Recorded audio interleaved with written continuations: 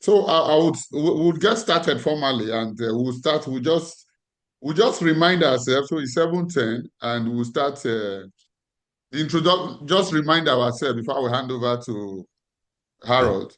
We'll remind ourselves of what being is. So we want to just help us again. It's good that we take this refresher, this thing. What is intentional being? Let me put it that way. We are always being, but the difference between us before we attended this class and now that we are attending this class and thereafter by the grace of God is that we are now aware that there is a context we are coming from. There is a context. Mm. And many times we don't understand even the context. So there is this Socrates quote, the unexamined life is not worth living. The unexamined context is not worth living. We don't even know the context from which we are coming. It is when we see the context from which we are coming, and I forgot what's the name of this woman that I used her quotes in a New York Times publication in July. The filters that we complain about what the algorithm is giving us, never checking that we are the one who decided the filters that is giving us the results that we get. And what she decided, what she concluded, or the learning from what she was saying is that it is only when you examine the context and you begin to see, I am the one who ticked a black man, a tall black man, an employed black man, he should be living in Egypt. And when all these contradictions or whatever, let me not use the word contradictions would be a judgment. And when the system or reality gives us the result of the boxes we ticked, we now said we don't like it. But we are the one that chose the context from which the pain we are experiencing is created out of a context. The joy we are experiencing is created out of a context. But we are unaware and we live life like that, like people, blind men. And one of the things as I was listening to Byron Katie, the audio this morning, the one that Harriet said she was hearing this morning that I paused and restarted. So he was saying that we know other people's we can say a lot about other people and how they are acting, but we know nothing about how we are acting. And I wrote something in my notes. I said, Jesus said, first take out the log that is in your eye. Then you will see the speck in another person's eyes. Because I'm not seeing the context from which I'm judging this person. I'm not seeing the context from which I am looking at this situation. But I have just reached a conclusion, and the Okay. conclusion is driving me mad. But Yeah, once I go back, when I'm able to go back and look at the context from where I came up with this judgment, I begin to experience some kind of freedom. So just for the next 6 minutes, I want each and every one of us to make an attempt in your own words to just say what what your understanding of being is as of this morning. Intentional being.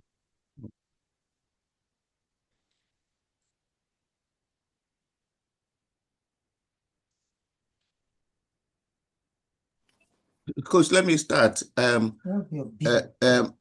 like this definition that says being is creating meaning and understanding of your existence and your awareness, creating meaning about it. Because actually, if I just say being is a state of awareness or consciousness, you know, it doesn't give you control of who you be, just aware you are being. But when you create meaning and understanding of your existence, as you go about life, then being, you are taking control of your being. And that is exactly what we are doing today, to create meaning about certain situation that has happened. Because like I'll tell you about the lady that, in that department I went to when I transferred. If I had just accepted that this lady just wicked, didn't want to change that laptop, I would have complain that that lady is wicked. But I started creating meaning, interacting with her, understand why did she do this? Why did you do that? Who are you? Then I'm creating meaning, getting understanding of how the situations are, how to take action if I need to take action. Let me leave others to crack on. Oh, your hand is up. Yes, sir. So I strongly believe that being is being able to still put yourself in a third person view, pull yourself like out of the situation and assess it from everybody's point of view. So you shouldn't just pick someone's story, someone's narrative and go with it, or go with your own narrative. You're meant to analyze the situation fully, be able to have a full knowledge of everything, and be able to paint a picture of how the scenario, how the situation is playing out before you can come to a statement. It might not be a concluded conclusion, but a statement at least, which might not even be true at the end, but at least you have had a full view of everything and everything else. Yes, sir. Okay, thank you. Jane. I believe that being is, for me personally, is understanding why I do what I do. From where am I coming from? Why I intentionally understanding why I am feeling the way I'm feeling, why I am taking the decisions I have taken, understanding it. I feel that's stopping and saying, why have I taken this side? Where am I coming from? What is the context? That is what it's been to me. Thank you. All right, thank you. Okay, Amojebe. Yeah. Good morning, Coach. Good And morning. good morning, assistant coach, this morning. And good morning, my teammates. Well, my concept about being is different. I believe being is who I am supposed to be, because most time we are living our limited edition. We have a full version and we are living limited because we are yet to understand. So when I understand being, I will know that I'm not supposed to be in the spot where I am. Some of us are CEOs, some of us are directors, some of us are supposed to be president of nations, governors, but we don't know that because our environment has limited us. So when you understand who you are supposed to be, you work towards that, you find out that you are releasing your full version. So to me, that is one of my understanding about being, that I must always know who am I supposed to be. What is my full version? I must always download that by being with introspective, looking inward of what I possess and how I can give it out and climb to where I want to be. Thank you, sir. Thank you very much. So for those of us that just joined, Odunayo, is it Solomon, Assistant FM, Oyegoke Agogo. So we are just saying that before we get into the flow of today, we should just try to remind ourselves, those of us who have been teachers, one way that teachers help children is just to recap where they ended in the last class. So what is being to you? Well, intentional being, when we say choose your being, being, it's what gives rise to doing. And being is like the father of doing. So what is this being?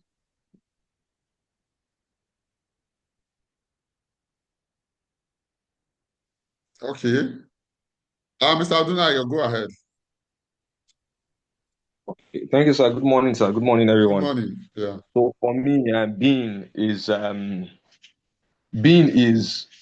so I consider being from two perspectives. One is a state, a present continuous state. The other is a state that needs to be. So being from a statement perspective, which is who I am, an acknowledgement of who I am, and that is drawn from my values, from my morals, and from my beliefs. And then the second part, which is the part that is always evolving, is responding to what the situation requires at that time. So I am Odunayo, which is what my statement is. I am he who is all that I declare that I am. And then who do I need to become when a situation is faced? So for me, that's how I view being. So it's a statement that I make every morning, that I try to make every morning. God has been helping me. I have been. And I also know that when a situation arises, who do I need to become for that situation, which most times aligns with what I've declared, but a specific aspect of who I am needs to become that. I need to become that specific aspect part time to respond to situations as they arise. That's what it's been for me, sir. Okay. Thank you very much. Harriet, Yeah, good morning, everyone. good So for morning. me, being is detaching my own emotions from external circumstances. So the way I react, the way I see myself should not be I should not be influenced by what I see around me. Then that brings out the real being in me. So it's just me detaching my emotions. Don't let my emotions be carried away by the things I see. Then my true self, will come up. Thank you. Thank you. Solomon,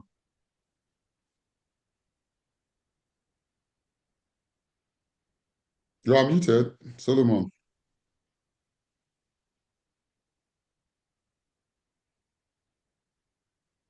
Okay. So all the inputs are okay. It's just, it helps us when we say it in our own. Okay, Kennedy, go ahead. Yeah, good morning, sir. Good Good morning, morning, fellow Kennedy. team. Yeah, All good right, yeah, morning.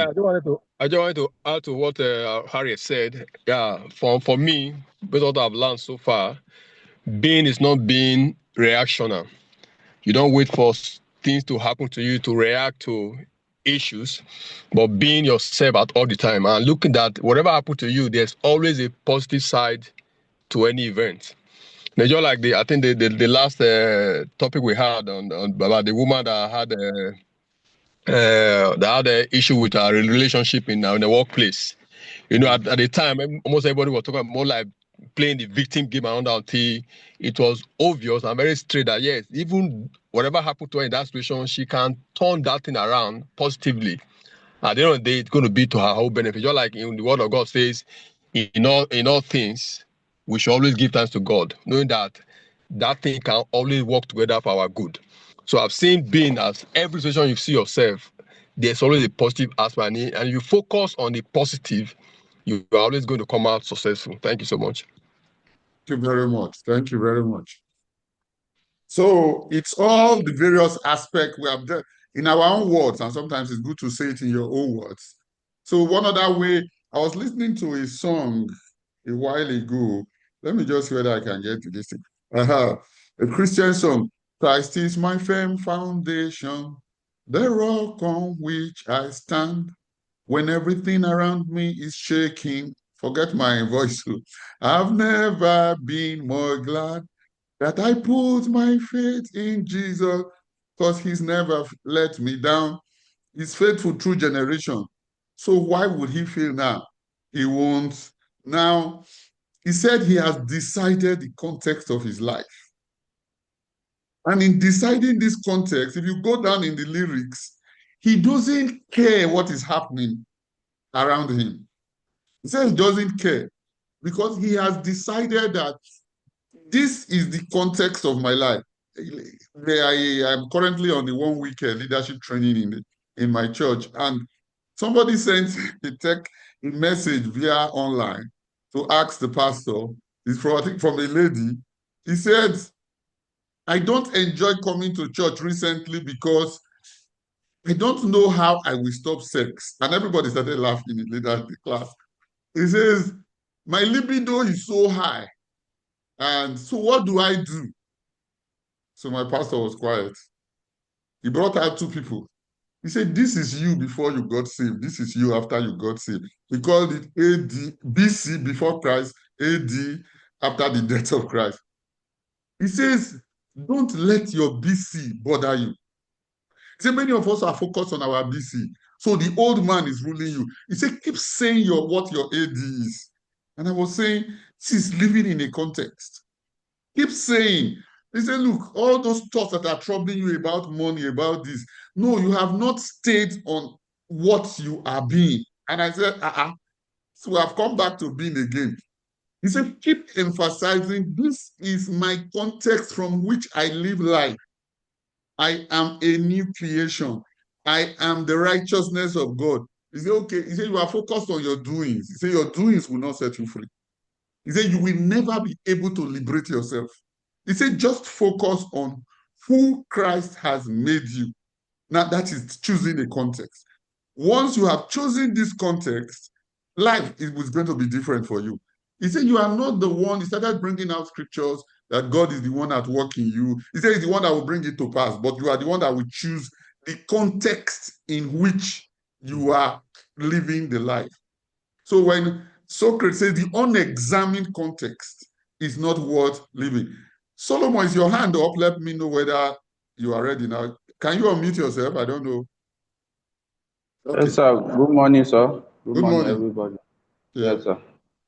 So my being, I believe, is like the constant positive outcome result of your thoughts, like all the time.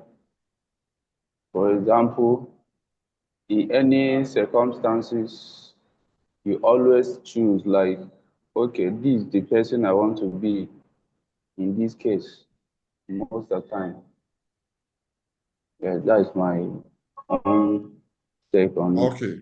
Thank you very much. Thank you. When you say it in your own words, it has a lot of impact in you. That's why sometimes when we sit on the seats, and thank God for all of us who are going to be sitting on the seat of facilitation or whatever we want to call it for the rest of this class. So for today's class, I'll be handing over to our brother, Oga Harold, to lead us in today's class. And today is going to be something like a room. Harold will decide, but I will be glad for Harold to start with. Let's choose an Elizabeth, and Harold is the coach using the Byron Katie inquiry method. So Queen is going to be Queen. I hope you are there. Queen is going to serve as Elizabeth this morning, and Harold as the one trying to. Queen is going. Okay, thank you. Queen is going to explain her hurt, how Brad has treated her. Then Harold is going to perform an inquiry on her. So Harold, I hand over to you. Okay, good morning, everybody. Okay, and thank you, Coach, for giving us this opportunity to, yes, be on the hot seat, because yes, being on the hot seat is the best way of learning. So last week, Jane did a good job. So today, we're looking at Byron Katie's interpretation. You don't forget, what we are doing in being is, choosing how we respond, react, respond, interpret things, how we respond and how we react. And we've been doing that. We did last week, Elizabeth, on how Elizabeth will have chose this, how to interpret or react to the situation. So today we're looking at Katie's approach towards interpreting, which is examining it, then reacting to it and responding to the situation. So, so she's going to start by giving us her experience, the experience. So what is the experience that you've gone through, so that we can examine it, interpret and react to it?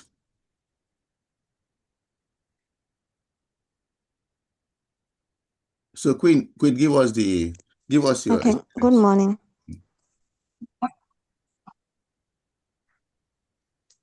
Hello? Yeah, go on. Tell the class the experience. Can I go ahead? Yeah. Okay, as Elizabeth. I Yes, think the network is cracking. As Elizabeth, okay. I'm very hot because because Brian told me that he was in love with me and it was going to be forever. So saying that after 2 months he turned everything around, it got me really deeply caught that I don't know what else to do and I don't know where to start from. Okay. All right. So one of the things we're going to look at, based on the the 4 questions which we're going to examine as a means of going through this thing, is it really true? Is it really true what she said now, that she was the relationship ended and it ended against I mean, she's trying to blame the guy for being the one that sacked her. Is it really true? Can we respond? How do we interpret the relationship that has happened? Is it really true? How are you going to can somebody look at or ask her questions to actually find out if it's true that he's the one that is at fault?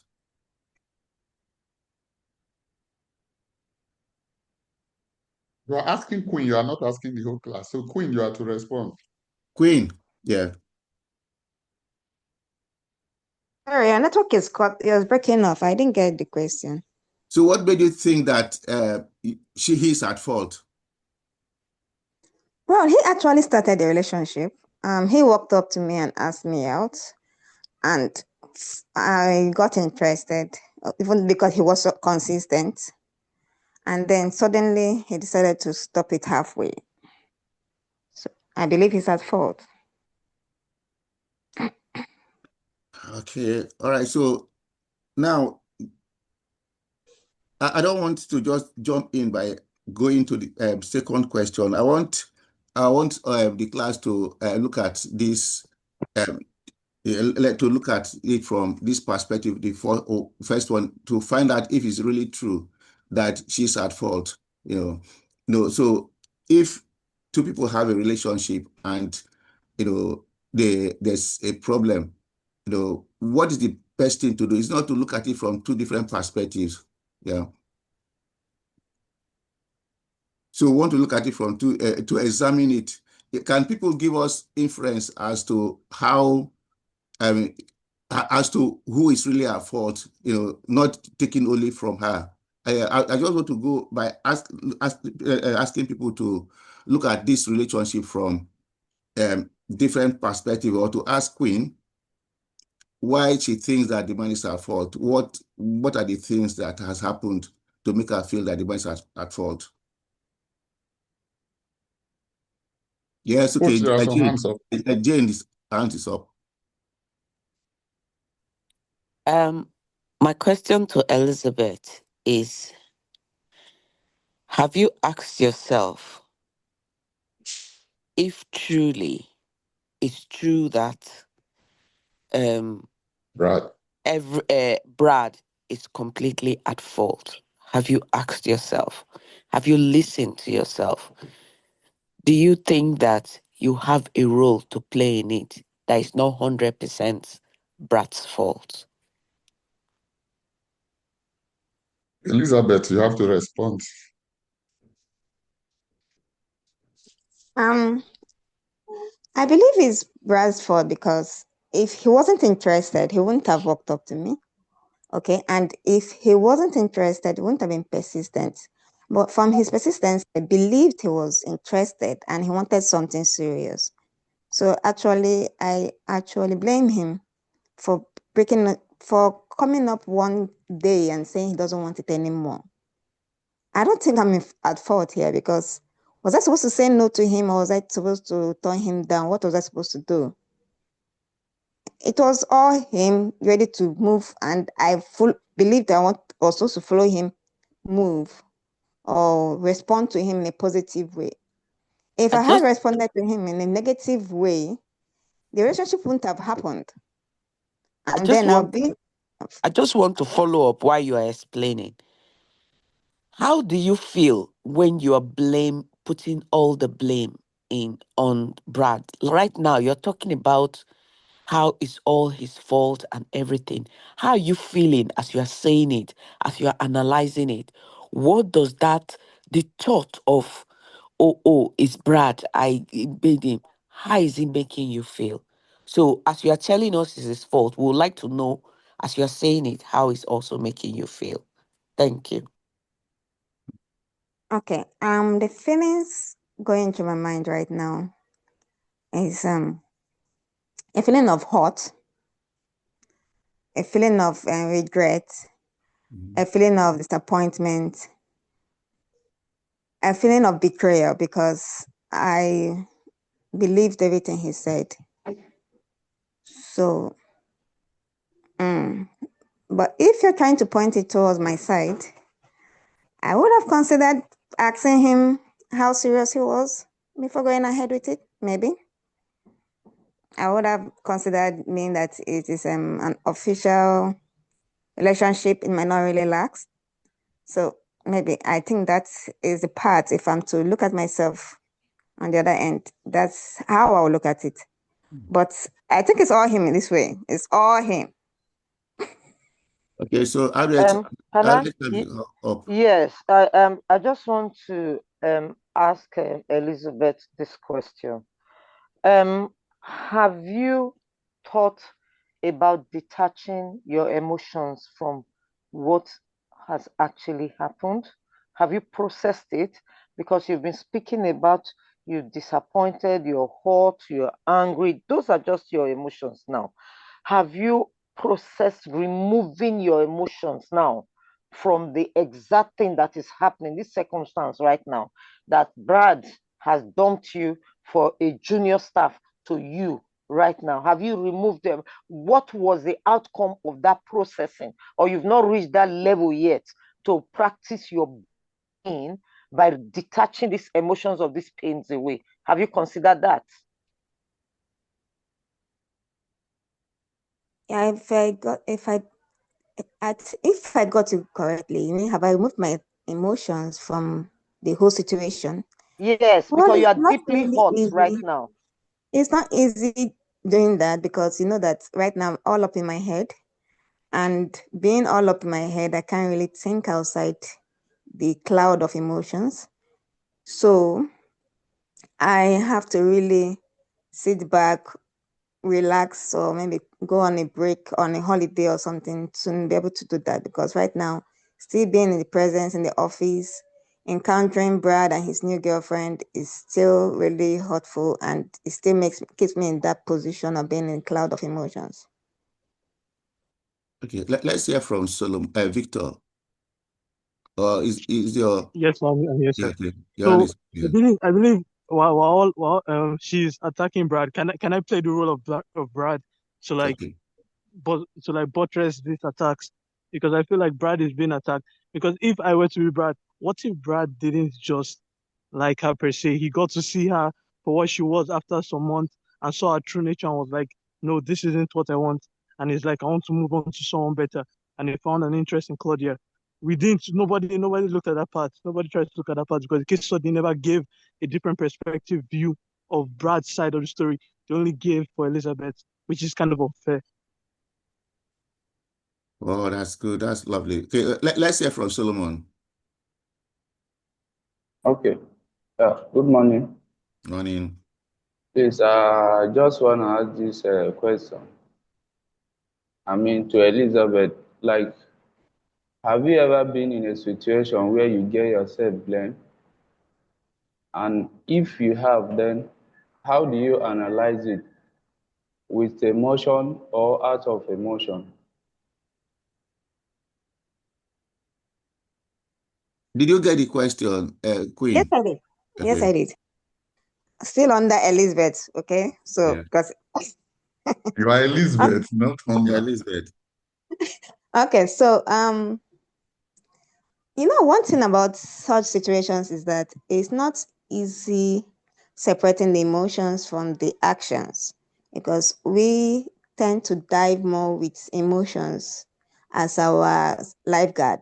So if I should push the emotions aside, It's going to take me a long time to be able to do that because now it's just all anger, all hurt, all disappointment running through my head. I think I'll need a long period of time to really push everything aside. So I've not yet done that. To answer your question, I've not done that yet. Okay. All right. So before I ask Udera to speak, see what we are trying to do in this thing is, using the Brian Katie's approach.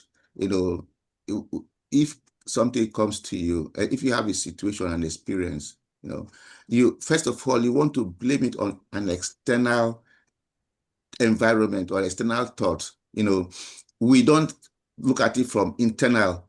So what Katie is saying that that there are 4 questions that we should use. What is the work to examine ourselves so that we know what is the root cause of that problem that is going on. For example, that she's hot, and the question is it true that the problem actually is external, is Brad, or is it true that the problem is herself? So that's one of the things. Number 2, is it absolutely true, that the problem, the fault is from the external? Then he said, when you do, react, the way, is it the thought that is going on in you, is it the thing that is it what is causing the suffering itself, the belief that person is the cause? Is it what is causing your suffering or whatever you are going through? Then the question is, the 4th one is, what if you remove that thought what if you remove that thought? So the first thing we are trying to do is to actually look at the problem, not only from examine it so that we know whether the fault is external or internal. Is it Queen's thought, that Brad is a problem? Is it really true? That's what we're trying to find out. So we're looking at it from that perspective. Is it really true? What to examine the relationship over 2 months? Is it true that Brad told her to go? And is it Brad's fault, or is it from her own self? So let's examine it to see if really the problem is coming from external, not from internal. So Dwyer. Thank you, Coach. Thanks for that context provided. Okay, so based on the context provided, so Elizabeth, first I just want to let you know that we understand how you feel. We understand how the situation has, how the impact and how you are put under this emotional pressure.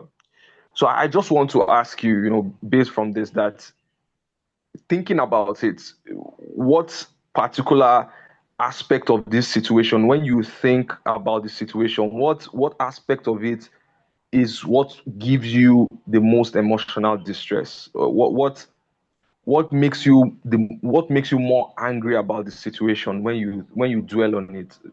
What part of Brad and Elizabeth, what part of that of your relationship, with Brad puts you under the most stress when you think about the breakup or the situation you had with Brad? As Elizabeth, okay. Now, the part that puts a lot of tension on me is that he didn't tell me what I did wrong. Okay, he was able to come up to me, open up and say, okay, this is what he did, so this is not going to work out. It would have been better. But he just woke up one morning and he started, because I went to his office to go look for him and I was told he wasn't around. Then I was informed that he went out with Chloe. So the whole thing got me thinking, what did I do wrong?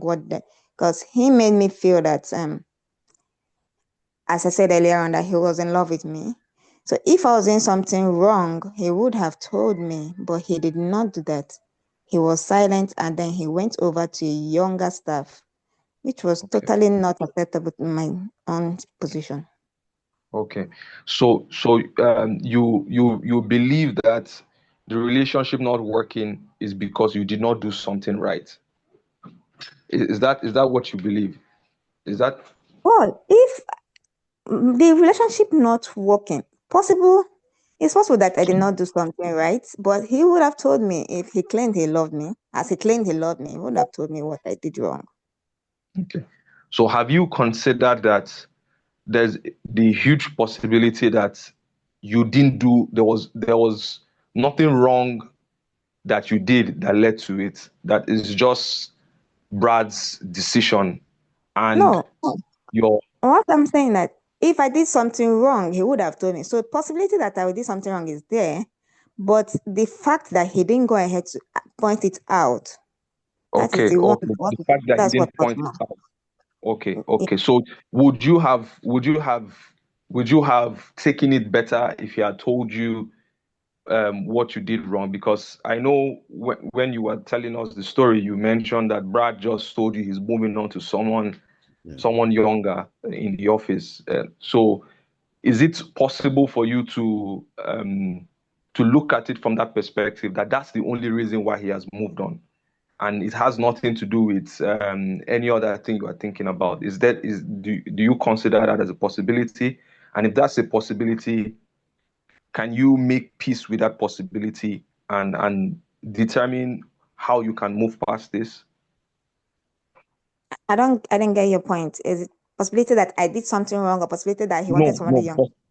Yes, just that he took the decision on his own, and his explanation to you is exactly what it is. There's no other underlying reason behind it. He just wanted to move on with someone else, and it has nothing to do with you. Can you make peace with that? That what he told you is exactly what it is. Can you make peace with that decision of his and move on from that, knowing that Brad was a phase and his explanation to you is exactly what it was? And doing that would allow you to look at other parameters that will move you past this current situation you are in, which is anger at Brad. You said Brad didn't tell you what you did wrong, or Brad didn't tell you why he was moving, but he just said he's moving on to someone younger. If you can make peace with that decision of Brad, then he answers why you are having the most emotional pain, which is Brad did not tell you the full reason. What if what he has told you is exactly the full reason? Can you make peace with that reason and then move past that particular hurt and determine how you can, move out of this in a better manner? If you take his decision as the reason, then it removes the most hurtful situation that gives you the most pressure. That solves that problem first, and then you can move on. Are you okay? Are you willing to take that decision of just making peace with the reason why he said he did what he did, so you can move past the most hurtful aspect of this situation for you? Well, okay. If I got it right, well, I can move past it, but that would be if I can let go of the anger. So right now, seeing them together is another thing contributing to the emotions I'm having. So if I can actually get out of the scene and calm myself down, just take it that he moved forward because he wanted to move forward, nothing more to it. I can do that. Okay, so that's very good. So I've been able to solve the first problem, but so what you need is time off work, so you are not seeing them in that situation out, so you can move past the first position. Do we agree that that's a position you can take? Yes, actually. Okay, all right. So after this, you have to consider what decisions will you take, during your vacation? What steps do you think you require during your vacation that will help you really get out of this? So we can just come up with a program you can engage in that will be very helpful when you are out of work. Because not seeing them can be helpful, I agree, but if you don't have a system that removes, because you need to identify not just what is the trigger outside of seeing them, what are the thoughts that come to your mind when you see them. We need to find a way of identifying those thoughts so that you can come up with different thoughts outside of those things you are thinking. Because yes, seeing them is one thing, is a trigger, but there's an emotional part of you that trigger touches. So we need to identify what those emotional things are so that we can come up with a different program for you, so that when you focus on those counter programs, eventually when you see them, that trigger will not come up. So what are the other emotions outside of this? When you see them, how do you feel? We need to come up with a different program for you. So it will be interesting to know what you think about when you see them, and the thoughts that enter your heart when you see them. Okay, Oduayo, before she goes into solution, let's see if, 'cause one of the first things we have to do is to look at, her being convinced that really, the fault might not be Brad, the fault might be herself, is she really satisfied with the situation, the thought process that having examined it in herself to see if she might even be the one at fault, is she satisfied with the issue? Maybe let's hear from Jane first of all. I don't know, Jane, is it that your hand has been up? Okay. What I wanted to say is, from listening to Elizabeth, I can see that if Elizabeth agrees with me, it is the thought, the things that the way shouldn't be or should be. That is why she's feeling the feelings she's feeling. She feels what she feels, the way the situation should have gone is, she feels Brad should have explained to me. Brad, I thought Brad was in love with me. He was consistent, but he just dropped me. So you can see everything is her thought. It's her own understanding. Assumption is the messiest form of understanding. It's her thoughts. What should be, what shouldn't be. But this is what it is right now. So can Elizabeth, from listening to Elizabeth talk, it is her thoughts that is triggering those feelings. So does Elizabeth agree that if she changed her thoughts, the feelings will go away? That's what I want to know. Because from Elizabeth speaking consistently, you could see that it is her thought, what she thinks about the situations. Those are the triggers. He should have done this. He should have done this. What should have been? But this is what it is. That is what you think should have been. That is what is triggering the emotions. Can Elizabeth change her thoughts, face what it is? And does she think that will change the way she feels? Thank you. Wow, thank you very much. So, in other words, the reality of the situation is what, if you look at the reality of the situation is that the relationship is no more in existence, that is the reality of it. Then the next one is the examination, to examine it properly from that perspective. You feeling very bad, maybe because she calls it dumping. It's a thought, it's like, this guy dumped me. So that is the thing that is bringing the anger and everything. So what Jane is saying, that you should remove the thought from I've been rejected or dumped, to think about the other. What if you are the one who dumped the guy? Will you be thinking that way? So that is the thought perspective we are trying to look at, because the way Brian Katie looked at it, first of all, is it that thought? Is it really true? Is it really true that if you can examine it, the whole relationship for the 2 months, and say really true, I blame this guy 100%. Or no, I won't blame this guy. I did something that made the guy change his mind. So it's the thought process that is a major thing, that we're looking at now, to say, okay, this thing, realistically, this relationship wouldn't have worked. I'm the bossy type, and maybe Brian, two captains cannot be the ship. Let's look at it from different perspective, thinking about it. This thing didn't work, okay, because of this or that. Is it?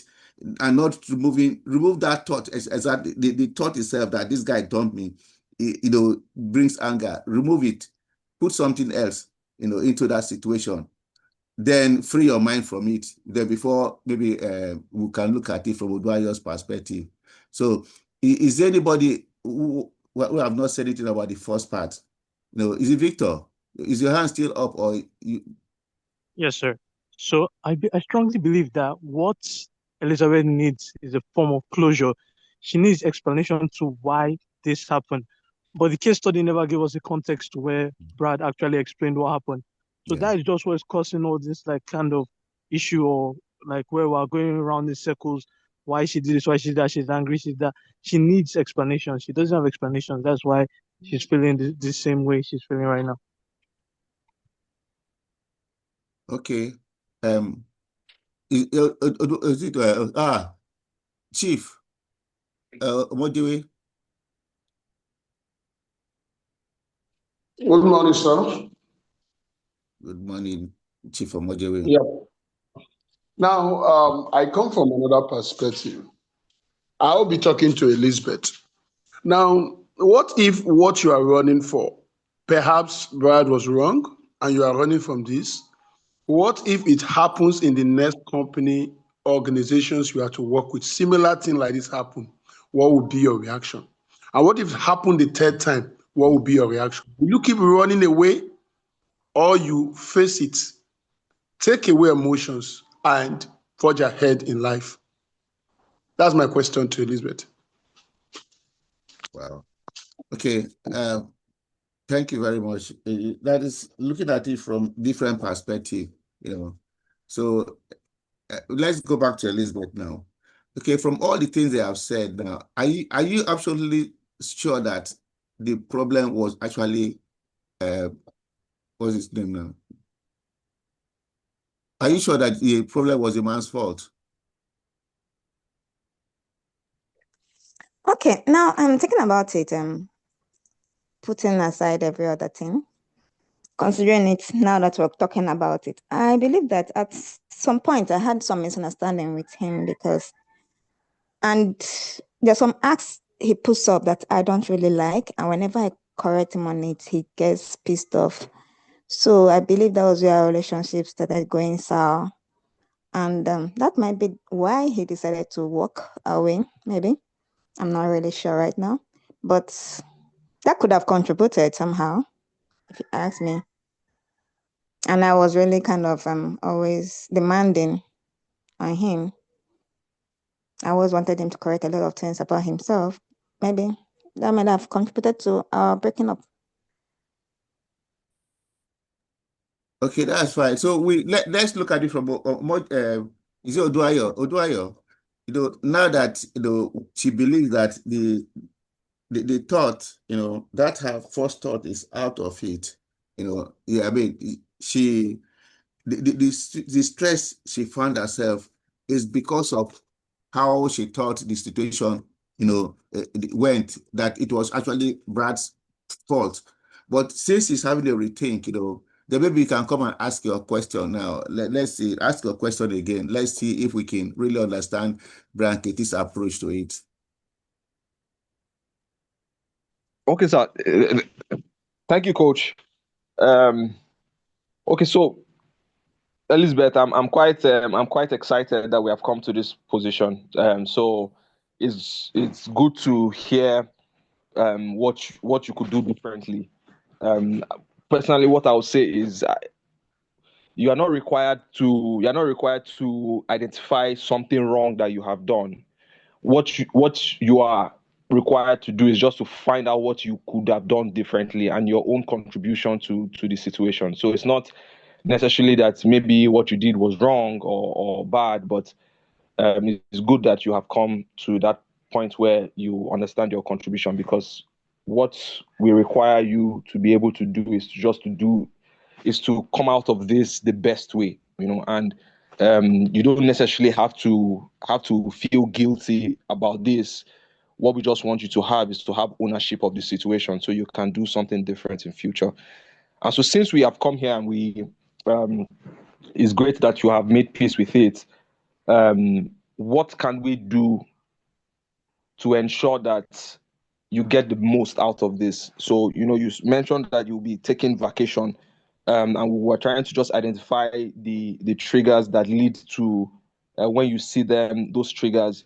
So do you mind just itemizing some of the triggers so that we can, have a deep dive into that, and determine what you can do differently so that those triggers do not occur. So when you see Brad and the lady at work, what thoughts enter your heart? How do you think about it? But now that you have come to this position, do you think that when you see them, you will have a different thought? I think maybe we can start with that. Now that you have come to this realization, if you see Brad and his new girlfriend, will you have a different thought from what you have been having in the past? Sorry, I didn't get that because you talked about triggers, you talked about how I feel. So which one are you talking about right now? Okay, so thank you, Queen. Thank you, Elizabeth. So what I'm asking is, I'm saying that, you mentioned that you would like to take some vacation, not seeing them, that you're sure when you don't see them for a while and you come back, you'll be much better. So I'm saying that seeing them is a trigger, and it triggers certain thoughts, and that's why when you see them, you think a particular way. I'm also saying that based on the first position, which is what gives you the most emotional pain that we have identified, you have identified it and you have agreed that you can make peace with the decision that Brad has made. You can make peace with it. So that solves the first problem. So the question I'm asking is, since we have been able to solve the first problem of what gives you the most emotional pain, if you see Brad with the new girlfriend now, do you think you will still feel the way you felt before you came to this conclusion? And if you think you will, can you express what the thinking will be, so that we can think through what else you can think about when you see them, so that we can give you a robust solution to the current situation? Okay, seeing him makes me feel maybe I'm not good enough for him, one, or maybe it was an age something, because Brad being kind of my age range, we are within the same age range, so maybe to solve that, I think maybe it was age range, so he wanted someone younger, not someone as old as I am, which also makes maybe I'm not good enough for him. So these two things are kind of what is at heart right now. Okay. All right. So thank you for sharing. So there are two things. One is the age component, and the second is maybe the age component is not being good enough. But when No, you the age take it, component is different from not being good enough. yes, the age component is not is different. But so the question I'll ask you now is, as a person with all you have achieved, do you consider have you taken a deep look at who you are and your personality? Are you comfortable with yourself? Because at least from what I've seen you achieve, I know you are an intentional, very, very driven, a very personable person. Your colleagues, as we're preparing for this session, we reached out to them, and based on the 360 review we had, they have very good feedback about you. So are you comfortable with all you have achieved so far? Now, not about Brad or but as a person, as an individual, are you very comfortable with your success of your family life? Are you comfortable with that? Yes, I am. Very well. All right. And I'm happy you are, because you have achieved a lot. So the reason why I'm asking you this is because we need to agree that you are good enough. You are good enough for anyone, and you are bright enough. You have been in the workplace for so long, achieved so much. You are being primed to get into a very senior role. So you are good enough, and a program is being designed for you to mentor people. So that means that you are good enough. So I'm bringing this up so that I can ask a different question around Brad not seeing you as good enough. So is it possible for us Can to I correct that? Sorry, let me not put it that way. From what you're saying now, let me use the word lovable enough. Okay. Okay, lovable enough. Okay, so would you say that this is Brad's standard and not your standard? Will you agree that the standard of measurement of lovable is Brad's personal standard? Should we agree on that? Sorry, I don't get that. I I'm didn't saying get that. that Can you rephrase it? okay, I'm saying that in the definition of all of this, of not being lovable enough or being good enough, are we agreeing that the standard of that measurement is Brad's standard and not your standard? It is Brad who considers this. Should we agree using that metric? Yes, actually, I feel I'm lovable, but I also feel that Brad doesn't think so. Okay. All right. And from the first question, from the first conversation we had, it's okay for Brad to think so. Sorry, Oduayo, I just wanted to carry everybody along so far, So what we doing in this particular situation is, examining, things, the thought that somebody had, and the thought was that I was dumped, and then because of that, she felt very angry and she's feeling very sad and bad about the whole thing, about the whole situation. So each time she thinks about relationship between Brad and the new girl, she feels very bad, rejected. So we've looked at it from looking at it from different perspectives to say, okay, try to remove the thought, and try to remove that thought from your mind that, look, it is Brad's fault. Look at it from a realistic perspective, and then after that, do a turnaround, do a turnaround. It could be if you are the one that sacked the man, if you are the one that's okay, look, man, Brad, I think I've had enough with you. I want to move on. How will you feel about the situation? A turnaround. How will you feel if you are the one that actually told Brad to go off? Okay, Brad, look, you know the way it is now. I don't, the way I'm going, I think I need somebody who can love me more, somebody who can give me a better distance. How will you feel about the situation? Am I supposed to answer that question? Hmm? Am I supposed to answer the question? Yeah, yes, assuming you are the one that sacked. If I was the one that let go of the relationship, well, it won't hurt that much because it will mean that I have taken back my personality, or I've taken back control of my emotions. Okay, because being the one that lets go means that I can know how to move on from here. But if it is that he lets go, I was still vulnerable when he left. So it's left me open, and that's why the hurt is there. Okay. So, but when I leave, I kind of closed up already before walking away. Okay, all right. So because what we're looking at it is, say, remove that thought, change your perspective, and then let's see if you will still have that type of stress that you had. That's exactly what we've been trying to. Okay. You want me to place myself as someone that walked away, not Brad walking away now? Yeah, if you are the one that walked away, what will have happened? But before you answer that one, let's see if Jane, is your hand still up, or you wanted to say something? Yes, thank you. So the thing is, if you flip the question to if you're the one that break up the relationship, how will you feel? Brad broke up the relationship. You said you felt anger, you felt frustration.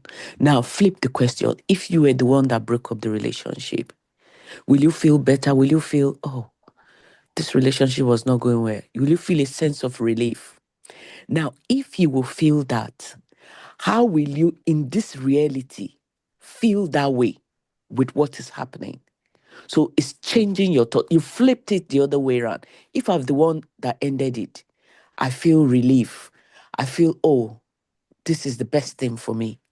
You're not going to feel those anger. You're not going to feel those stress. It means that you have changed your thought. It comes back to a popular question that we usually ask in this team. What do you want? If that is the feeling you want, first and foremost, flipping it around has made me, because sometimes we're in a situation, we don't even know what we want. What do you want the outcome to be? Do you want the outcome to be that you feel good, you feel a sense of relief? So that flipping it around helps you know that, what do I really want? Then you cannot start from there and say, okay, if this is what I want and this is the reality of the situation, what can I do to get to what I want? So we're going to come back to that question now. Elizabeth, if you were the one that sacked Brad, you're the one that broke the relationship, tell us how you will feel. Thank you. Fantastic. Okay, so go on, Queen. Can you go on to answer? I said I'll feel in control more than I did, because it would be that I had already started letting go. I had started closing up.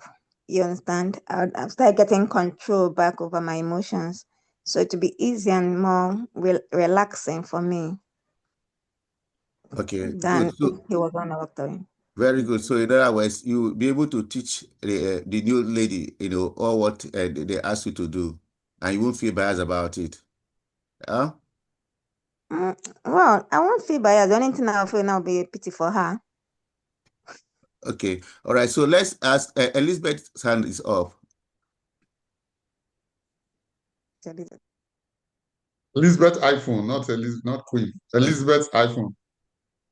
Good morning. Elizabeth, okay, it's iPhone, okay. Good morning, everybody. Good morning. Good morning. So, I joined a bit late, but I have a question for Elizabeth. I was just going to ask that, with everything going on, has there been like a closure between Elizabeth and Brad? Because I feel if there's like a closure, there would probably be like an understanding, and she might probably get to understand that the problem might not be from her. It could actually be from Brad. Maybe it's not that she's not good enough. Maybe she's too good for him, because sometimes in life you feel you're the problem, whereas you're not. You're probably just too good for the person. The person probably doesn't know how to handle you, and then you see them pulling out. Because I just heard something about hope she's not going to have a problem teaching the new person Brad is dating now. Because I mean, looking at everything, we know that Queen, you're actually good. Like you said, you're good enough, probably not lovable enough. So what I'm trying to say here, what my question is that, has there been a closure between like Elizabeth and Brad? Because you work in the same place, you have to have a conversation. There has to be an understanding for like peace to reign moving forward. That is, if she actually wants to continue working there and have a peaceful experience and come to work every day and be okay. So that's my question. Has there been closure between the both of them? Okay, so Go sorry, on. I'm going to answer this question as Queen, not Elizabeth. Okay. Okay. Go ahead. So, as Queen, I read somewhere, I can't remember the book right now, right? They say closure doesn't really need to be between you and the person that offended you. You just can stay on your own and have closure without talking to anybody or meeting anybody up. Because if you're waiting to go back to the person, begin to review everything that happened, just to have closure, you are not having closure. Just open up the whole thing over and over again. So closure means, okay, what we are doing here right now, accepting this is what happened, what would I have done differently? Okay, now let me take up that step and do that thing differently and forget about the person. Okay, there was one interview I saw on Instagram. The lady said that she was raped by a man when she was still very young. So she carried it for years. It affected her way of seeing men. So one day when she was now elderly, she saw the guy and walked up to the guy. Excuse me. The guy turned and looked at her. Oh, yes. Said, you hurt me. The guy said, how? You raped me. Said, really? Say yes. And it hurt me deeply. Say, well, I didn't know it would make you feel that way. That she got so hot. You didn't know it make me feel that way. You raped me and messed up my whole life. The guy said, oh, I'm sorry. And he turned to walk away. So she now said that she now noticed that what she did was she had been carrying this hurt for a long time. And now she has seen the guy. She's trying to place it on the table, let the guy come and carry over the hurt. But the guy refused to carry it. So she was left with the hurt on the table. So she now asked herself, what will I do with this? I can't keep on carrying it because it's actually going to weigh me down. So she looked at it and started laughing. She now said, oh, so this person has forgotten what he did to me. He has been living his life, and I've been carrying this in all along. Till now that she was in her, she's an old woman with white hair and gray hairs and everything. So she was like, what the hell did I do to myself? She was looking for closure all this while, trying to meet up with the person and have closure. But now she's like, you've been wasting your time. So she decided, okay, that since the guy refused to carry it, she's going to leave it there and walk away. So she went back to the guy and, excuse me, the guy turned to her again, said, thank you for doing everything you did. The guy looked at her. She said, yes, thank you. She actually hugged the guy because the guy now made her know that she had been carrying hurt for nothing, that it is not what was done to you, but how you react to what was done to you. So if you keep carrying the hurt, waiting for the person to come and have the closure with you, you're wasting your time. So back to your question. I don't need to, back to your question as Elizabeth, I don't need to meet up with Brad to have closure. The fact that I'm able to talk about it right now and examine all aspects of what went wrong, why it went wrong, okay, I can have my closure without meeting up with Brad. Okay, thank you very much. Yeah, thank you very much, Elizabeth, or Queen, let's say Queen. Now, which of these questions actually gave you a turnaround, in all the things we've said so far? Which of them actually gave you a turnaround to actually flip the board and look at it from a different perspective? Yeah, and not make you carry this hurt, and make you want to drop it, and move on with your life. Which of the things we've just, in the whole conversation we've done for the last 1 hour, give you the questions that actually helped out was one, what emotions I was having, okay, why I was having the emotions, and then the idea of do I feel I'm good enough? That helped a little bit. Then another question that went a long way was flipping it. What if I was the one that left him? Would it make me feel more comfortable? So all these questions kind of help to, in order to answer these questions, I had to kind of push the cloud of emotions aside to now begin to see things from a different perspective, okay? Because I wouldn't have been able to answer the questions if I was still in that dark cloud. So I had to push them aside and say, okay, what exactly went wrong? What exactly am I feeling? Why am I feeling this way? And then, and also what can I do to move beyond this? Then the question of flipping, if I'm the one that left him. Okay, very good. Thank you very much. Okay, is it Oduayo or Victor who, let's take the two of you, the two hands are up. Okay, sir. Mine is not a question to Queen. I know we are here to also learn, so I want to just ask the house. Thank God we have 2 coaches here now, so I just want to ask. So, in my understanding of what we do, and also being a student of Coach Tunde, reading and having read his 2 books, I just want to, because we can be faced with this sort of challenge we have, which is addressing someone's situation, So the question I want to ask is there a limit?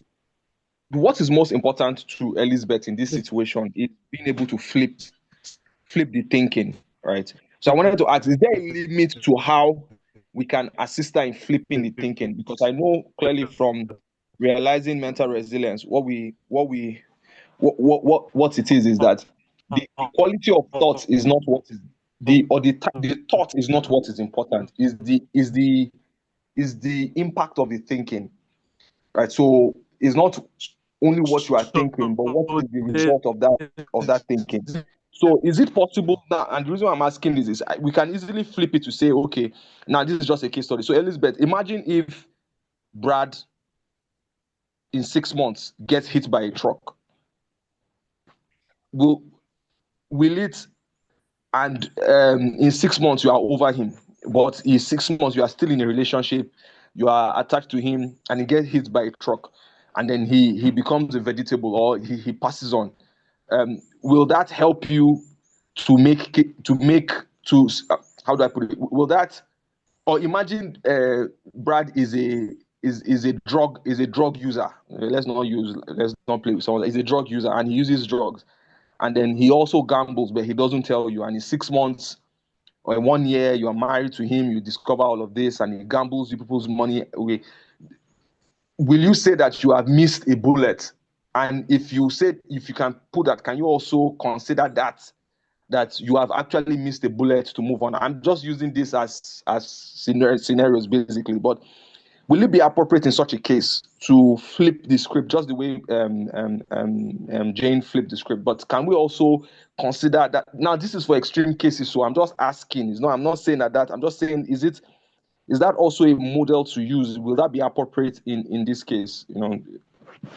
I'm just thinking outside of the box, basically. Okay, Jane, quickly, because of time, I want to join Harold now. It's 8:22. Jane, you wanted to say something? Okay, go on. Yeah, so it's like from last week's section that we had, we actually did not flip the question. I think the bottom line, whether last week, whether this week, is first and foremost, you realize that it is not the person that is making you feel the way you're feeling. Rather, it is the thought. The thought precedes the feelings. So what we are trying to say is that if you recognize that it is your thought that is making you feel the way you need to feel, and you know how you want to feel, you need to change that thought. So changing that thought to get the way you want to feel, it might mean flipping it, like what we are doing this week, or it can even mean that you looking at it from another perspective to say, oh, thank the Lord that this relationship is broken. What if I was already married to him and I discovered? Just like you're saying, looking at it from another perspective, an extreme way. If I've married him and find out that he was a drug addict, whatever thought you are changing it to is to make sure that you leave that miserable situation that you are currently in, that anger, that stress. You want to change that thought. You don't want to feel the way you're feeling right now. What thoughts do you need to think to change it? Thank you. Okay, thank you. So before I hand over to Coach, what I want to say is this: when things happen to people, there is you have two things: either to passively blame others or to accept the reality of the situation, examine it, and then move on with life based on, you say, what do I want from this? You examine it and then you move on with your life. So we encourage us not to be passive, but to actually examine the situation. And if possible, you flip the thought, because as long as you are hooking on to somebody, you might not really examine yourself, and you might always, that thought of hooking on to somebody, each time you think about that thing, it will bring you stress. But we want to be free from that stress. So we should examine it properly, and if possible, flip the thought, And then secondly, that when you even think, when thinking about the situation and blaming Brad, how does it even reveal about yourself? It shows you are passive. You're just blaming somebody. But when you examine it and then you flip the questions, then it might help you look at it from from the point of view of ownership and control. If that is what I even myself took from this thing, I think I've gained something, yeah, is flipping the thought. And just like Queen said, one of the things that really helped in changing the perspective is, assuming you were the one that sacked Brad, what will have happened? He said she will have moved on. Okay, over to you, Coach. Right, thank you so much, Harold. Thank you so much. I think Harold and Queen deserve a 5-star clap. 5-star. Honestly, with the way I understand life, anybody who is going through emotional hurt that listens to the recorded version of today's class, the person will be free. See, the whole objective of coaching is to set the person free. To set the person that is in pain free. And that person could be set free through anything. Somebody asked, I don't know who was it now, which of these questions really helped out? I don't know, it was Harold. Yes, Harold, yeah. Of all the various questions. So usually what a coach does, the coach knows he's going into unexplored, the unknown. You don't really know the small electron in the person that is triggering the hurt. You will be asking so many questions. So somebody said, I don't know, I think it was Odunayo just now. So just imagine, it's a question, and sometimes we look like it's an extreme question. You are passionately in love with Brad. 6 months from now, you are head over him, he has an accident and he's dead. Then your mind will just say, so look, your mind, you are asking the person, so Brad is not the end of the world after all. Now, are these possibilities? Yes. In any given situation, there are infinite possibilities. What we are doing, we have held on to one reality. And when we hold on to one reality, which is an explanation, which is in my book, Realizing Mental Reset, it's a meaning we invented. We invented that one, and we hold on to it. Brad has to be my husband or not. But the issue of flipping the question, with Byron Katie, I know nobody as even half as good as Byron Katie. Is it true that Brad dumped you? Maybe the person will say yes. He said, now flip it around. I dumped myself. If it doesn't work for you, you will say, okay, flip it around. I dumped Brad. Now, one of them, sometimes in one of the videos I've watched online on YouTube, if Byron Katie say, flip it around, I dumped Brad, the person is unable to agree that I dumped Brad. Now I say, flip it around, I dumped myself. You will see them, they start crying. They just open up. Look, I let myself down. I let my guard down. It's beginning to occur to them. It's not Brad that dumped me. I dumped myself. How can I be in this kind of relationship? Now, Lizzie, not Lizzie Queen. Lizzie iPhone said, I am not good enough. Turn it around. I am too good for him. Now, Byron Katie will keep giving you different turnaround. Flip it around. I am too good. Like suddenly, something might occur to you. If nothing occurs to you, she goes to another question. Turn it around again. Now you keep turning it around until in Elizabeth, the exact electron that is triggered. I remember a woman, a young lady in a Byron Katie turnaround. She said, let me use Brad for the purpose of this class. He said he dumped me. Now, when Byron Katie used different turnaround, flip around, it didn't work. Byron Katie now said, if you were Brad, will you dump you? The lady just she started laughing. She said, I will dump him. Now, it just occurred to her, if I am in his situation, a lady, if I saw a better guy, I will dump this person. Now, which means, as soon as it occurred to her, oh, so I can really do this thing. Look, you are working in Shell. Chevron is giving you a better job, and you have been blaming people who leave you, or you own Shell. If you were in this position, you are the owner, you are a small business owner. You say, I invested so much, I sent him to America, I sent him to Egypt for training, he's learned everything, and now he left my company, and you are bitter. Now Byron Katie say, flip it around. You are the employee that has been sent all over the world for training. Now the employee says, I've gotten a job to pay me twice as much, to give me more vacation, to give me this. Then Baron Katie will say, flip it around. You are the employee. Will you dump the company? Then the CEO will say, he will. Then the pay leaves. Now, before now, he was bitter after all the investments, after all the this. See how, so you just see some small business. We don't train people. When you train them, they still leave. Now flip it around. If they train you, and I know people, maybe you are sent on the training, and the competitor was there when doing the training. The competitor took you. Then the person who sent you is angry. Then he said, I will not train staff again. Then Baron Katie say, flip it around. Will you dump yourself? The answer is that you will. Now, when you are able to see the thing, let me just say, there are a lot of questions that really attracted me. Elizabeth, our fictional Elizabeth. So why do you feel the hurt? Elizabeth respond, he made me feel or believe that he loves me, and he changed his mind. Is it true? But sometimes Baron Katie will say, now flip it around. I made myself feel that Brad loves me. It's not Brad that made me. You begin to really see. When did he make me? It's me that made myself feel that he loves me. And I got attached to that particular feeling. And when I flipped it around, it's not him. He told me, Elizabeth said, he promised me that he was going to be there for me. It's nothing in the case. Did he promise you? Okay, how long?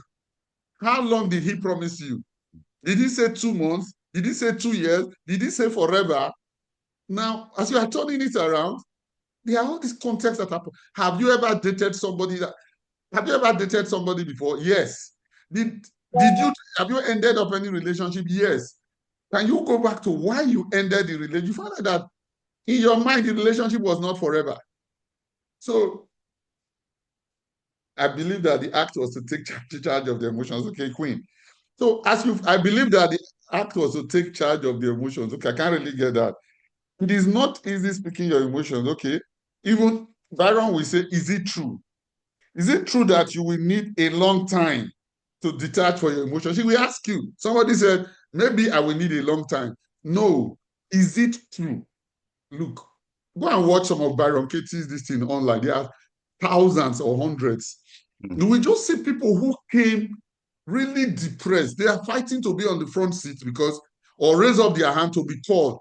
People come in crowds, in drones, and they have one emotional, how my mother treated me, how my father treated me, how my mother walked out on me, how my husband how my wife walked out on me. Then you see them, look, the joy is unbelievable. The unexamined life is not worth living. When you question it, I was talking to somebody 2 days ago, then I was referring to a being class we held 2 or 3 weeks ago, where I was saying that I'm just finding out now how I left the company and it's looking like it wasn't good. But the person now asked me, he said, have you looked at the person who took over your job when he left? And when I looked back at the person who took over from me, the person is nowhere near where I am now. And I said, this life is funny. There is really no absolute reality that is good. Sometimes I'm holding on to one. I wish I stayed. But you are saying what happened, even sometimes there is one particular company, 6 months after I left, the company folded. And I thought I made a mistake. So you don't really know. That is something that, who was speaking? I think it was Jane, that you will see most of Baron Katie, should or shouldn't. We're always fighting with should have. No, what is what is. You are fighting with what I have left, I've left. There is no should or shouldn't. I think Tracy Goss did a lot of work on that too. You are fighting with reality. Brad has left, and it's a good thing. Sometimes even when you say it's a good thing and you are crying, cry. I don't feel anything when I'm shedding tears again. In fact, I enjoy it. Let the tears I don't stop them. I was doing something 2 weeks ago, and tears were just coming out of my eyes. I was happy, let it just flow so long as I'm alone. There is nothing to try to resist. Just let it flow. Once you have begun to see the truth, though your emotion is still fighting, you will just see how you naturally reconcile yourself with what is. And all this thought, whether I will take a new job, whether I will go to London, disappear. You may take a new job or you may not, but it is nothing that has to do with Brad again. It is nothing that has to do with the relationship. Yeah. The inquiry just puts you in a new state. So many things. This is just one. There are so many situations. You are just looking at somebody and the person looked at one way. I talked about when I was an engineer with Nigeria. Van Overbeck never took greetings. So every time I greeted, he didn't answer me. I start making meanings. Now, when an inquiry is performed on me, the next day I will greet the same Van Overbeck and I will be praying that he doesn't answer. So now I'm just saying that it is an unexamined context that I'm living in. Okay, is it true that he didn't tell you what it is you did wrong? Baron Katie will say, is it true? Do you need to know what you did wrong? What? Is that what you are looking for?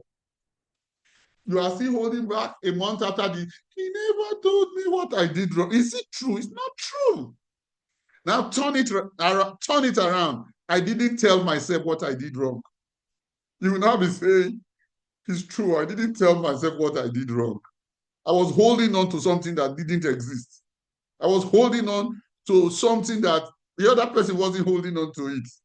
So you are not seeing that, something, and once you are able to get that electron, because a magnet will not magnet unless there is a polarity on the other side attracting it.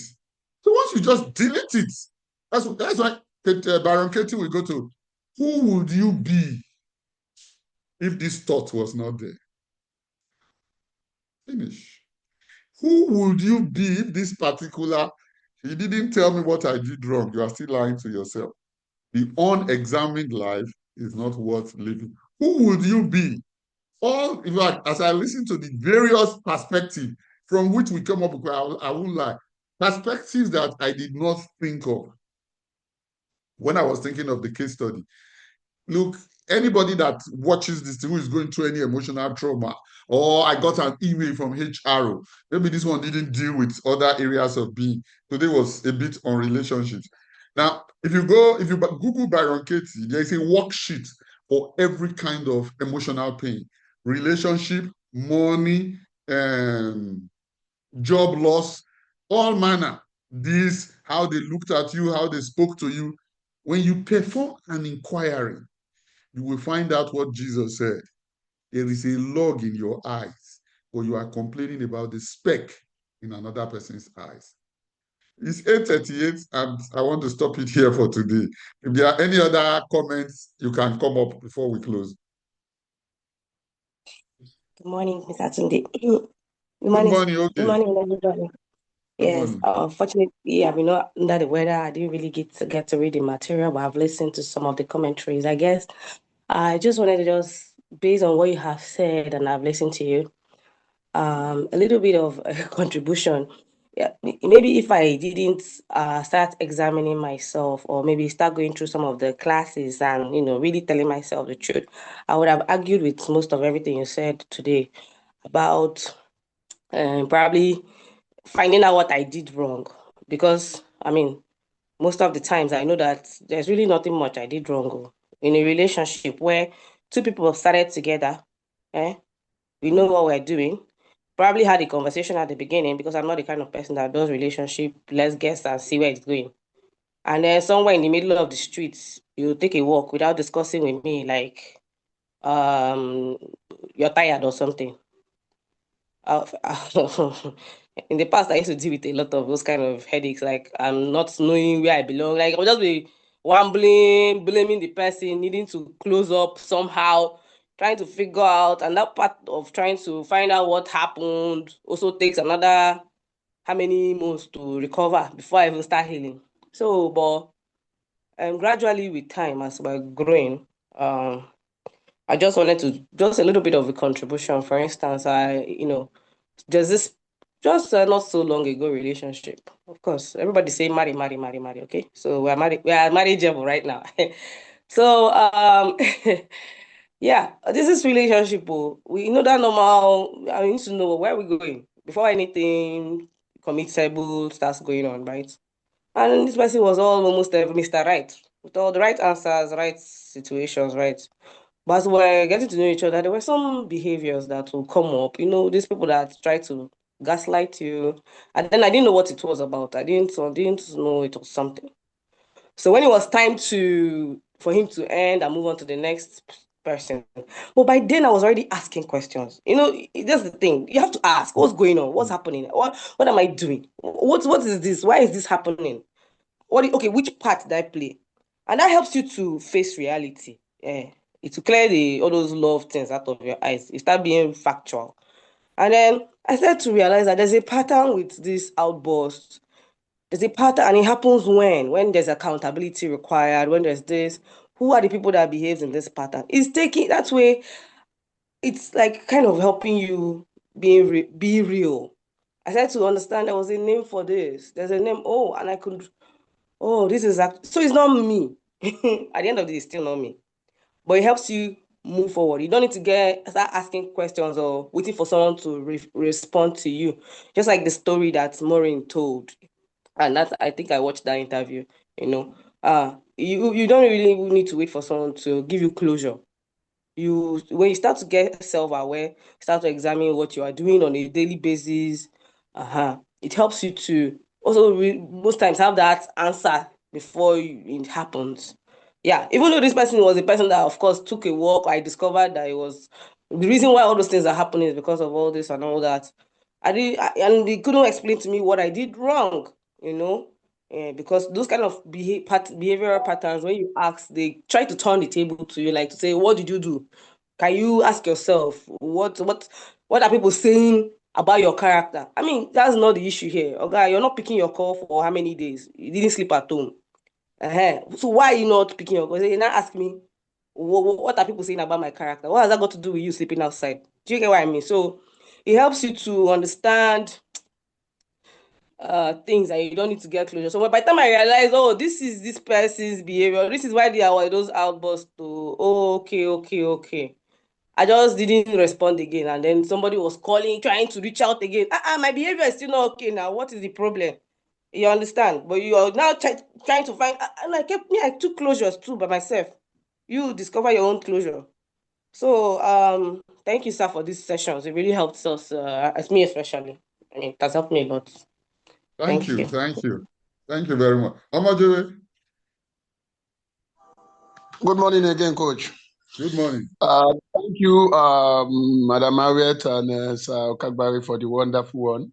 But I don't know if my question was answered because there was a time my internet went off. I asked a question. What if what you are running for now, you went to another organization, a better organization for that matter, and you fall in love again, and the person left you? Will you still live again? The question comes and the follow-up will be, why are we always trying to dodge certain realities? We have so much used emotion to cover up a lot of things inside of us. As much as I read, I don't try to be emotional about it. It's not heartlessness. It's just that you are not in charge of your emotion. This person is not even married to you. We say it is a relationship, and you want to kill yourself for the relationship. He's not even married to you. What about women that are married? They will still talk to the lady and say, okay, don't worry, it's my husband. They will talk to their husband. What about that? I think we need to take our emotions. The things we are so looking at it as if maybe somebody is hurt, maybe somebody will die. People there are many heartbroken and they've lived their life better. I have seen women who have related with, who are older than me, who had heartbreak, and some of them will say they are not getting married and they are doing very well.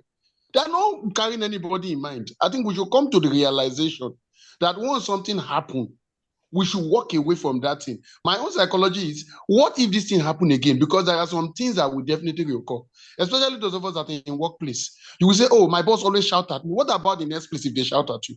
Will you leave the job in anger? So you just have to learn to relate with toxic people. I read a book, How to Deal with Difficult People. For that book helped me to begin to understand how people relate. So the thing has happened, it has happened. Okay, now another question I wanted to ask. How sure was Elizabeth that this man, Brad, was not in love with somebody before he met her? Did she know somebody was beefing her also and say, this woman, are you going to take this man from me? How sure was she?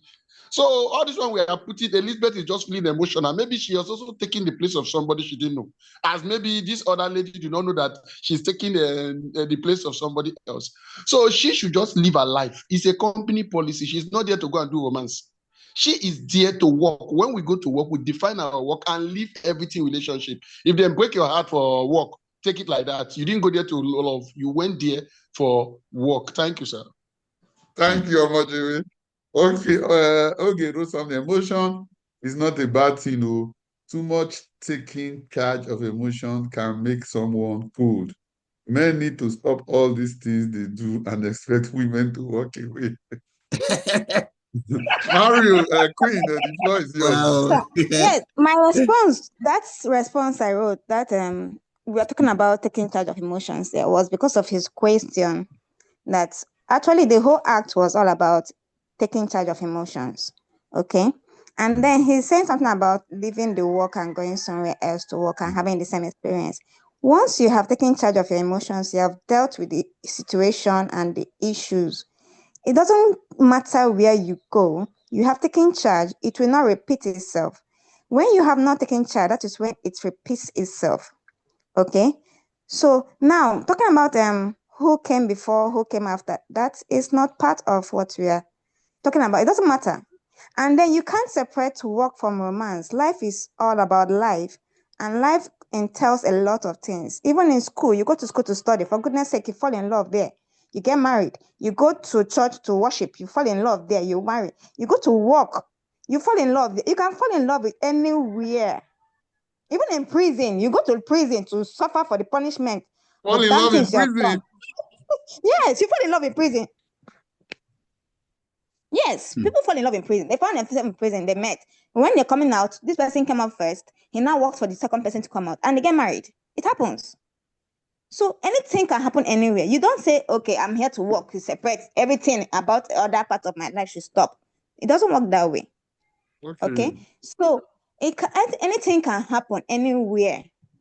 But what we are talking about is what to do when things happen and it goes wrong. That is what the whole thing is about, and that is how life is.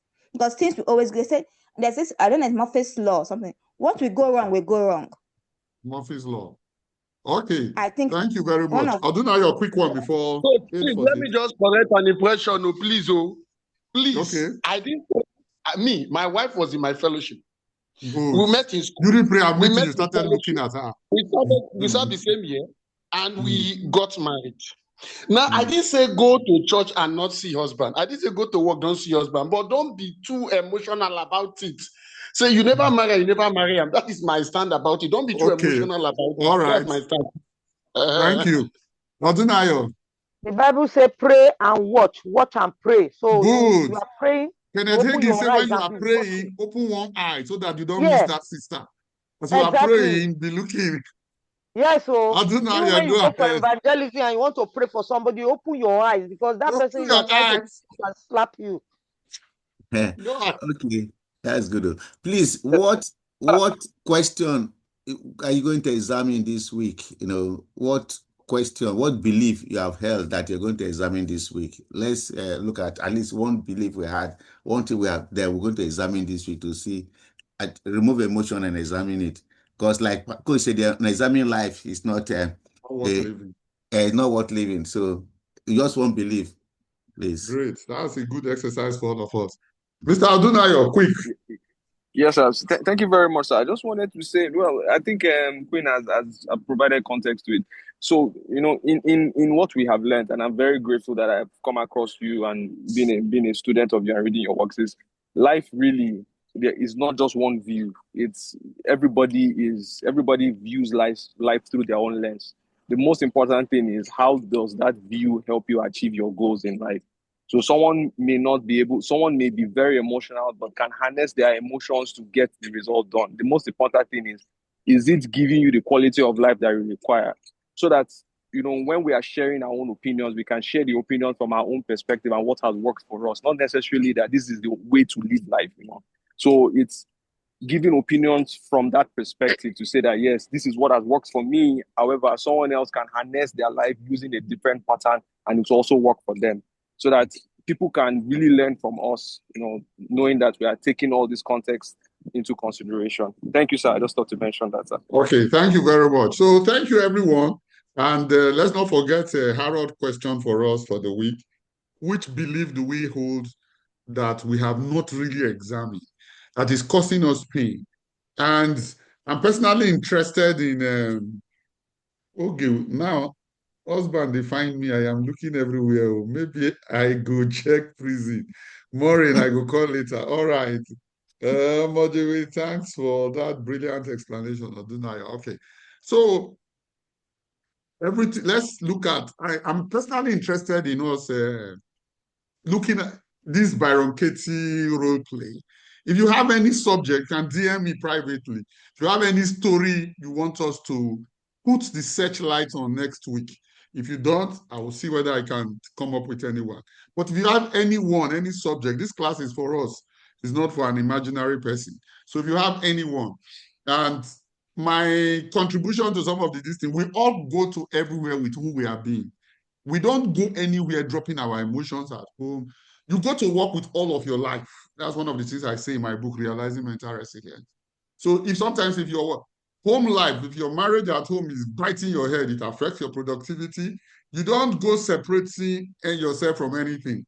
But what we are going to, if anyone also causes you pain, remember our match won this thing, being the cause of everything.